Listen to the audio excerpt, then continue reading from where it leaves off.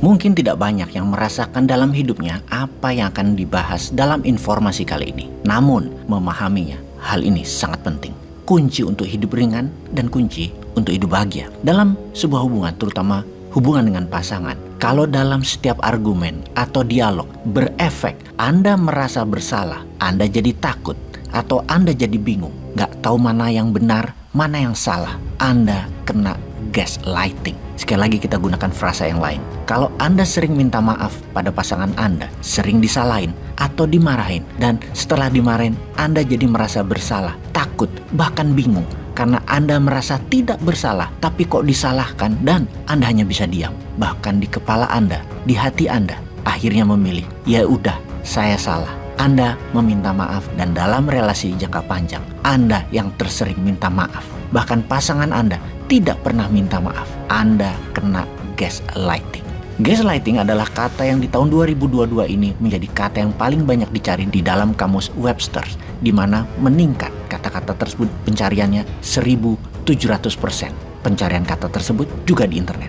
Gaslighting is the word of year 2020. Gaslighting sebenarnya hanya istilah baru yang lebih mengkonotasikan bahwa diri seseorang sedang dimanipulasi. Yang memanipulasi biasanya ada agenda dan kebanyakan adalah agenda psikologis. Dirinya memiliki perasaan insecure yang besar. Dalam dunia psikologis, perasaan insecure ini tercipta terbanyak adalah ketika seorang anak manusia di usia 1-5 tahun mereka kurang mendapatkan perhatian dari orang tuanya. Mereka biasanya korban dari tipe orang tua yang suka kasih perintah, mengatur, menekan, kuat dengan norma ajaran tertentu, membuat doktrin kepada anak dengan mengatakan harus gini, harus gitu, nggak boleh gini, nggak boleh gitu.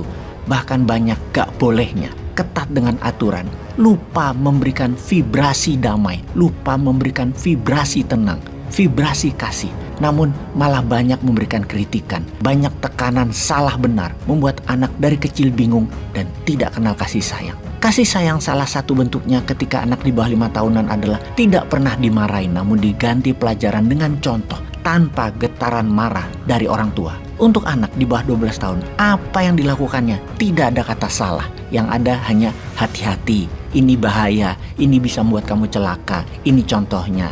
Nah, sebaiknya ini yang lebih aman, ini yang orang suka. Demikian misalnya. Salah benar itu doktrin yang paling mengerikan. Karena semu, karena bentuknya abstrak, tak berbentuk. Salah benar yang tersering adalah alat manipulasi orang tua agar kerjanya jadi gampang. Ada lagi yang berefek buruk yaitu doktrin orang tua selalu benar dan anak harus nurut. Adalah doktrin terparah yang berakibat anak menjadi insecure. Padahal orang tuanya lah yang penuh kemarahan, yang penuh kekecewaan, yang pecundang. Dan anak yang dimanipulasi. Untuk sang anak yang insecure tadi, maka dia harus memanipulasi informasi ke orang tuanya.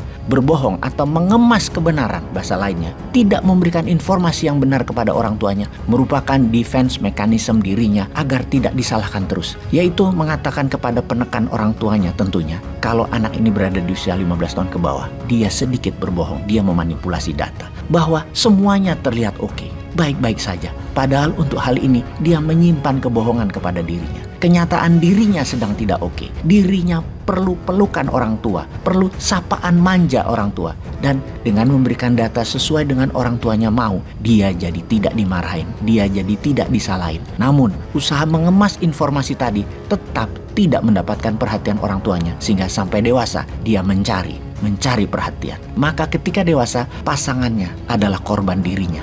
Pasangannya jadi penyuplai keamanannya yang harus dia jaga terus-menerus. Dia pagari, dia penjara. Maka kalau ada keinginan dalam dirinya yang tersering sesungguhnya adalah mencari perhatian, maka yang dilakukan adalah gaslighting. Memanipulasi perasaan pasangannya, memanipulasi temannya atau perasaan orang yang dia sedang butuhkan. Dengan data atau cerita yang membuat orang simpati atau kasihan. Atau kalau pasangan jadi merasa bersalah. Ini sering membuat bingung karena apa yang dikatakan salah sesungguhnya adalah sesuatu yang berbeda dengan apa yang ada di hati seseorang atau orang lain. Kata-kata korban gaslighting yang tersering adalah kok salah ya, kok dimarahin ya. Ya sudah, maaf ya, mengatakan kata maaf sambil pikirannya bingung karena kayaknya tidak salah. Korban gaslighting kalau didiamkan, Anda bisa jadi gila lama-lama. Nggak normal Anda. Anda tidak kenal apa itu yang namanya bahagia. Yang Anda kenal hanyalah Anda jadi pelayan kebahagiaan sang manipulator yang insecure. Seek help, carilah pertolongan, carilah tempat terapi, carilah obat kejiwaan. Anda layak bahagia. Lelah hidup dengan orang insecure, capek dan bikin bingung.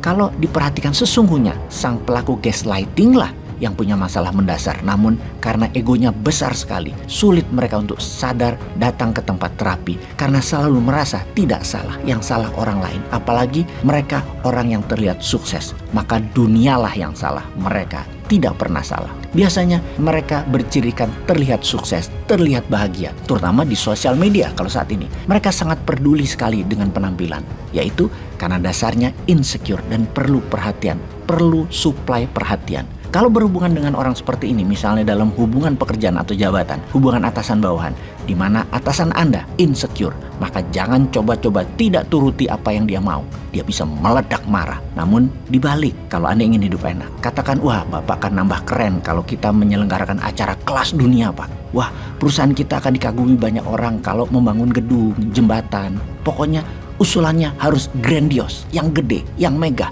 yang membuat wow dan selalu dipuji-puji dia. Hal itu yang dia senangi. Mereka, orang yang punya masalah insecurity ini, perlu kasih sayang. Jangan coba-coba mengkritik mereka. Mereka pendendam, kuat simpan marah. Marah mereka bisa selamanya, bisa panjang. Dan mereka akan balas di suatu hari nanti. Kata ikhlas, kata berserah diri, kata maaf hampir tidak pernah ada keluar dari mulut mereka. Inward looking, melihat ke dalam, mereka tidak bisa. Yang mereka ukur semua di luar. Aslinya mereka ini tidak bisa menerima kenyataan. Mereka yang insecure ini tidak bisa menerima kebenaran. Mereka sangat peduli dengan apa kata orang. Hidupnya gelisah dan berdampingan dengan mereka, kita ketularan gelisah. Penting untuk membuat orang kagum pada dirinya. Karyanya selalu bentuknya pamer dan perhatian yang berpusat ke dirinya. Dunia harus berpusat pada dirinya. Harus melihat dirinya ada dan dirinya penting. Oke sahabat semua. Semoga sahabat kali ini mengerti sanepo informasi ini. Semua ini untuk membuat negeri tercinta ini lebih baik ke depannya.